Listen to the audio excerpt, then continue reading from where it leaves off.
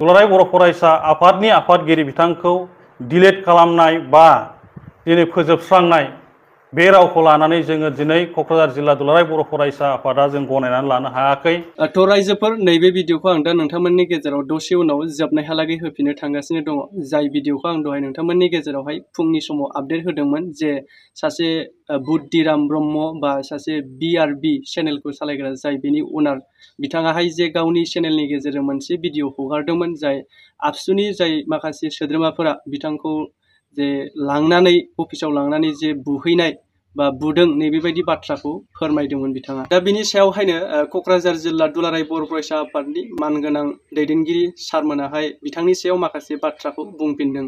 जाय बाथ्राया जाहैबाय गुबैथारै बिथां जाय BRB चेनेलनि बिगोमा बिथाङाहाय एबसुनि आफादगिरि दिपेन बर' मानगोनां बिथां सारखौहाय फोजोबस्रांनायनि बा बिथांखौ डिलीट खालामनायनि माखासे सिगां समावहाय भिडिअ बानायदोंमोन बा गाज्रि रावै सोंखारिदोंमोन होननानै बुंदों बिथां सारमोननि फोरमायनाय बायदिब्ला। दा बेबायदि सासे हारिनि बा जातिनि मोनसे आफादखौ माहारियारि आफादखौ बेबायदि दैदेनगिरिखौ गाज्रियै बेबायदि बाथ्रा बाहायनायनि थाखाय बिथांखौ माने सावरायनो होननानैसो बिथांमोना लांनाय जादोंमोन, बिथांनि न'सिम थांदोंमोन होननानै बुंदों। जाय आबसुनि माखासे सुबुंफोराहाय दा बिथांखौ न'आव मोनैनि माने लामायाव मोनबोनानैनो बिथांखौ लाबोनाय जादोंमोन। दा नैबे समावहाय अफिसाव बिथांजों मानि थाखाय बेबायदि भिडिअ बानायो बेफोरखौ सावरायनो थाखायसो बिथांखौ लाबोदोंमोन होननानै बुंदों। दा नैबे समाव बिथाङा माने गावनि भिडिअनि गेजेरजों नंखायै माखासे बाथ्रा बुंदों आरो लोगोसे जाय बिथांखौ गोगोमै बुनाय जादों होननानै बिथाङा गावनि चेनेलजों फोरमायनाय बेफोर गासैबो नंखाय होननानै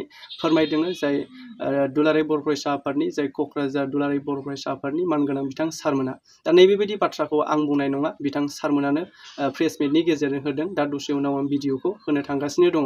एक्सुवेलि नैबे भिडिअखौ लाबोनायनि गेजेरजों आङो रावनिबो हेंथा जानो थाङा। बे समावहाय जाय आबसुनि आफादगिरि दिपेन बर' सारनि सायाव जिबायदि बाथ्रा इलिगेल बाथ्रा बुंनाय, मोनसे जाथिनि बा मोनसे माहारियारि आफादनि दैदेनगिरिखौ बेबायदि बाथ्रा बुंनायनि सायाव बिथांमोना माने गोसोआव नांदों आरो माहारियारि आफाद हिसाबै बेबायदि जाथिनि हेंथा बा माहारिनि हेंथा जिबायदि गाज्रि बाथ्रा बुंबोनायखौ बिथांमोना सहायनानै थायाखै आरो लोगोसे थांनाय गोबां बोसोरनिफ्रायनो बा सिगां समनिफ्रायनो दासिमबो बेबायदि जाथायनि सायावहाय बेबायदि बिथांनि आरजायै बाथ्रा बुंनायनि सायावनो बिथांमोनाहाय सावरायनो होननानै थाखाय बिथांखौ लांदोंमोन जाहैबाय अफिसाव। दा बिथाङा माखासे जाय नंथारै बाथ्राखौ गावनि मिडियानि गेजेरजों बा गावनि चेनेलनि गेजेरजों गावखौ बुदों, गाज्रि बुख्रुबदों, नैबेबायदि बाथ्राखौ बिथाङा फोरमायदों। दा नैबेबायदि थासारियावहाय बिथांमोना फोरमानखौ लानानैबो बुंदों जे बिथाङा आबसु अफिसाव लांजानायनि उनावहाय बेबायदि आबसुनि हेंथायै बा दिपेन बर' बिथां सारनि हेंथायै माब्लाबाबो बेबायदि हेंथा बाथ्रा बुंलिया। बिथाङा बेबायदि मोनसे लेखा लिरनानै गारबोदों होननानै फोरमायदों। मोनसे बाथ्राया बेनो जाय बाथ्राखौ माने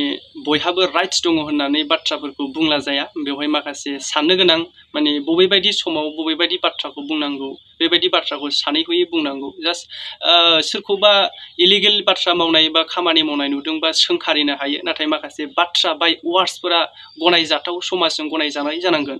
जाय बाथ्राया बिथाङा बुंदों दिपेन बर' बिथां सारखौ फोजोबस्रांनाय बा डिलीट खालामनायनि बाथ्रा।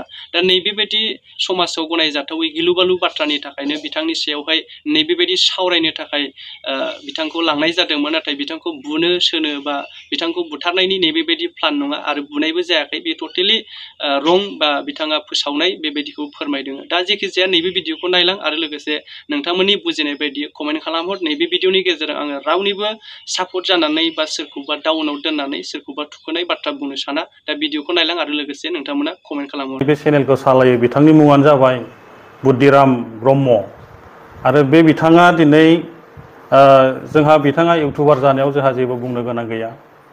नाथायबा दिनै बिथांनि चेनेलाव बिथाङा जे माने दुलाराय बर' फरायसा आफादनि मानगोनां आफादगिरि जोंनि आफादगिरि दिपेन बर' बिथांखौ दिनै जि माने गाज्रि रावजों सोंखारिबाय आरो दिनै बिथाङा बुंनो राइट्स दं होननानै दिनै जोंहा बुंनायाव जा बेवहाय गोबां बाथ्रा बुंनो गोनां दङ।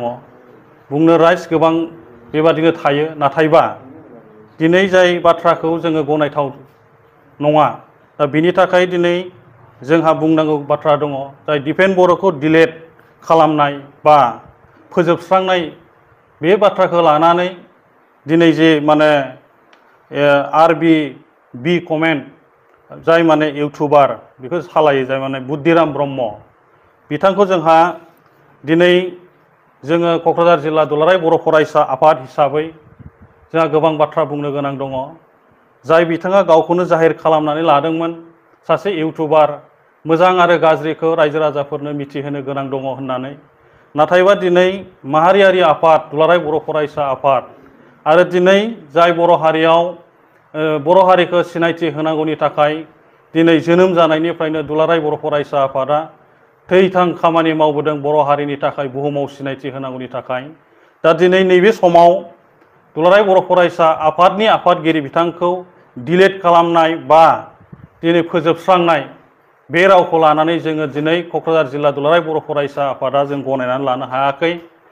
दिनै जाय बिथाङा बे बाथ्राफोरखौ बुंदों दा बेखौ लानानै जोङो दिनै क'क्राझार जिल्ला दुलाराय बर' फरायसा आफाद आरो कुसुगाव दख'रा दुलाराय बर' फरायसा आफाद बिथांखौ लानानै जोङो दिनै क्लियार खालामनांगौनि थाखाय, दिनै बिथांखौ लानानै सावरायनांगौनि थाखाय जोङो दिनै थांखि लानानै दिनै बिथांनि जोङो न'आव थांनानै जोङो जि बाथ्राफोरखौ सावरायनो थाखाय जोङो थांनाय जादोंमोन। नाथाय बिथांखौ लामा ससेनिफ्राय जोङो मोननानै दिनै जोङो कुसुगाव दख'रा दुलाराय बर' फरायसा आफादाव जोङो सावरायनो थाखाय बेखौ थाब थियारि खालामनानै जोङो सावरायदों। नाथाय दिनै बिथांमोनहा दिनै जों दुलाराय बर' फरायसा आफादखौ दिनै गोबां गाज्रि गाज्रि बाथ्रा बुंनाय जों दिनै नुनो मोनदों। दिनै बिथांखौ जों किडनेपिं खालामदों होनदों, दिनै बिथांखौ गोबां माने बुग्लुं सुग्लुं खालामदों, आघात खालामदों होननानै बुंदों। गासिबो नाथायबा नैबे बाथ्राफ्रा नंखाय आरो जोङो बेखौ मालाबाबो जोङो गनायनानै लानो हाया। आरो दिनैहाय जाय इउटुबारखौ लानानै जोङो दुलाराय बर' फरायसा आफाद क'क्राझार जिल्ला बा जोङो कुसुगाव दख'रा दुलाराय बर' फरायसा आफादा बिथांखौ लानानै जों सावरायनो लानाय समाव आरो दिनै बिथांखौ दिनै जोङो सावरायनानै मिथिबावबाय जे दिनै बिथाङा दिनै नैबे जोङो मिथिनाय बायदियै दिनैहाय नेपालपारा कुसुगाव नैबे साखाथियाव दिनै रायजो जागासिनो दङ होननानै जोङो मिथिदों। नाथायबा बिनि जोनोम गामि थिपखाय पलासगुरिनि होननानै जोङो मिथिदों। दिनै कुसुगावआव बियो रायजो जाफैनाया 2 बोसोरसो जाबाय होननानै जोङो खोनानो मोन्दों आरो बियो समाजजों खुनु लोब्बा गैया। दिनै हारसिङै बियो समाज गैयै बादि माने रायजो जागासिनो दङ आरो दिनै बिथाङा बै पर्बतरा ओनसोलाव 7 सा आइजोफोरखौ दिनै गाज्रि हाबा मावनानै बिथाङा दिनै बै ओनसोलनिफ्राय दिनै एरायनानै फैनानै आरो नैबेवहाय कुसुगाव नैथि जुलि खालामनानै दङ होननानै जोङो मिथिदों। दा बेनिखायनो दिनै जोङो क'क्राझार जिल्ला एबसु आरो दिनै कुसुगाव दख'रा दुलाराय बर' फरायसा आफादा दिनै समाजनि बेरेखा मावनानै दिनै बे ओनसोलाव थाफैनाय आरो दिनै दुलाराय बर' फरायसा आफादनि आफादगिरि मानगोनां दिपेन बर'खौ जि गाज्रि रावजों सोंखारिदों, दिनै जोङो दुलाराय बर' फरायसा आफाद हिसाबै समाजनि बेरेखा खामानि मावग्रा कुनु मानसिखौ जोङो बै समनिफ्रायनो दिनै माने कुनु माने प्रश्रय होआखै बा जायगा होबोआखै। दुलाराय बर' फरायसा आफादा जे समनिफ्राय जोनोम जादों बर' हारियाव समाजाव गुलुं गुजुं खालामग्रा जाय मानसिफोर बेफोरखौ जोङो दिनै समाजाव गोग्गो समाज दानांगौनि थाखाय बायदि रोखोमै दिनै दुलाराय बर' फरायसा आफाद बा एबसुआ खामानि मावबाय थादों। दा दिनै बे हिसाबै जोङो जाय माने बुद्धिराम ब्रह्म बिथाङा दिनै समाजनि बेरेखा खामानि मावनानै दिनै बे ओनसोलाव दंफैयो आरो समाजनि मोजां खामानि मावग्रा दुलाराय बर' फरायसा आफादनि आफादगिरिखौ गाज्रि गाज्रि रावजों दिनै सोंखारिदों, गाज्रि गाज्रि बाथ्रा फोजोबस्रांनायनि बाथ्रा बुंदों। बेखौ दिनै जोङो जाय नंखाय बाखाय इउटुबार जाय BRB कमेन्टनि जाय सालायगिरि दिनै बुद्धिराम ब्रह्म बिथां बुंनाय बायदि रावखौ जों मालाबाबो गनायनानै लानो हाया।